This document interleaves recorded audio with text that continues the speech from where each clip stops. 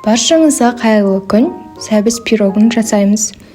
Бұл пирогтың алғаш дәмін көргенде ғашық болғам. Сіздер де дайындап көріңіздер, дәмі енді керемет. Керекті заттар: 3 жұмыртқа, қант, аздап шым-шым тұз, растительное масло. Бәрін араластырып, жақсылап көпіргенше миксерлейміз.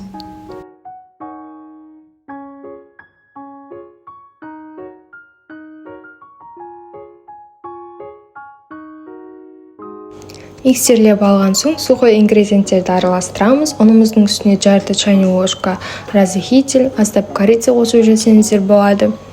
Қосып миксерлейміз.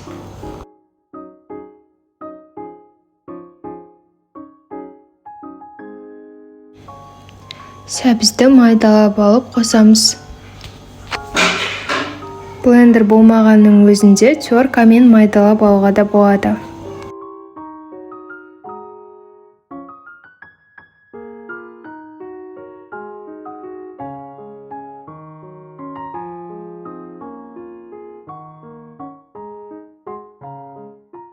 Соңында грек жаңғағын майдалап қосып жібереміз.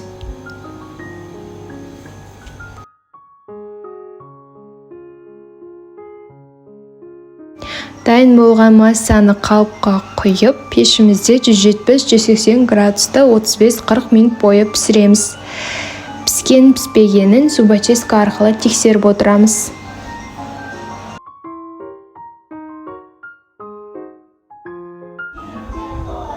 Пирогымыз дайын. Үстіне сахарная пудра сеуіп жіберсеңіздер болады.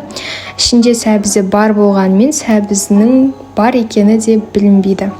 Жасап көріңіздер. Рецепт ұнаса лайк басып, комментарий қалдырып, каналыма жазылып қойыңыздар.